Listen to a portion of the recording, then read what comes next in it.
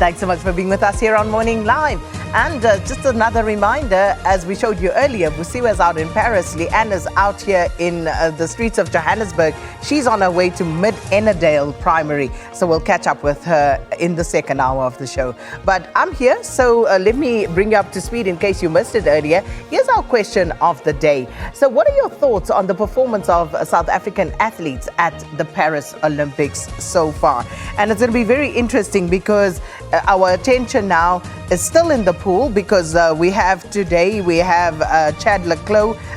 He's still going to stake a claim in the pool, as will Matthew Sates. But then, of course, we also have Rebecca Meader, who will also be participating. But then we turn to track and field. And the one that stands out for me there is perhaps Prudence Sekgodiso in the 800 meters. And really looking forward to seeing what she's got to do. There is, of course, Akani Simbine as well. And we'll speak about all the other athletes, but we still have hope in track and field. There's the shot put for men. As I say, not now. We'll talk about it and we'll tell you who's in action today as well. But that's our question of the day. Your thoughts on the performance of South African athletes at the Paris Olympics so far.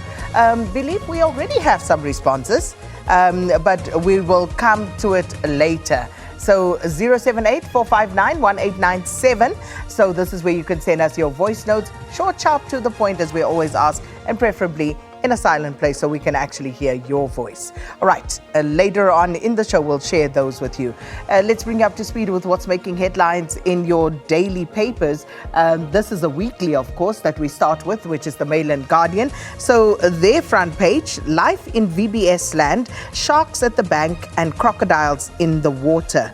They also go with a girls' high parent writes no room for opportunism, and cool as Kani, why he didn't say no to his OBE, which was, of course, bestowed upon him. And also Buffalo Bills, Cyril signs a raft of new legislation. These are some of the stories that the Mail and Guardian looks into today. Then we move on to the Business Day.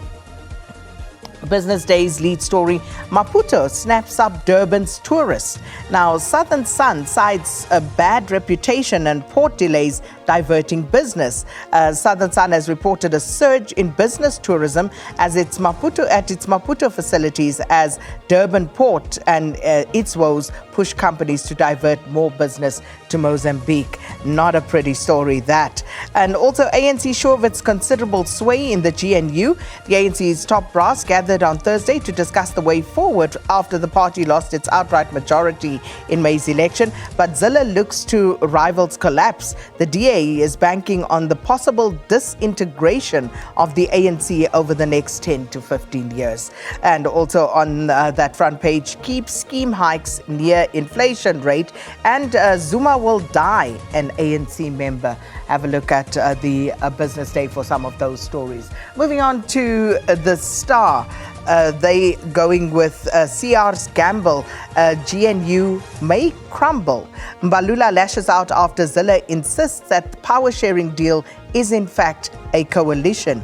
The DA's federal chairperson, Helen Zille, has intimated that President Cyril Ramaphosa had long been in negotiations with her party about the possibility of a coalition before the decision was taken by the ANC to forge the government of national unity. Very interesting there. Also, Home Affairs comes clean over Nigerian Miss South Africa contestant. Premier gets first preliminary report on a building collapse. And this is, of course, the Western Cape Premier Alan Winde and that George building collapse from a few months ago. Let's move on to the Citizen. They going with the Olympics there, putting through rings. And those are some of the South Africans also coming into action there. And we also have that picture of Tatiana Smith on the front page. And air safety, government warned airport closures and disrupted flights point to South Africa's air traffic body and government missteps that put the safety of aviation at risk, and it's costly to travelers and airlines, says the South African Airlines Association. And finally, the Sowetan going with illegal mining syndicate, how Kingpin blew 4.2 million rand in 7 months. Indictment details accused one, Ngobeni's rapid spending on 6 cars and 2 houses in hard cash, and car dealers, home affairs workers and mine regulators all lined up as witnesses in trial starting today. TikTok star thought a car was a gift and it was a hoax, and also mother loses 2 kids in bus crash with train. We had that story here yesterday morning. All right, and speaking of having it here, SABC's news website, www.sabcnews.com. There you have it, some of the features on that page and the stories that we've covered, and so much more. And don't forget to download the SABC Plus app if you haven't yet done so, in order to make sure that we keep you up to speed with all news developments as you are on the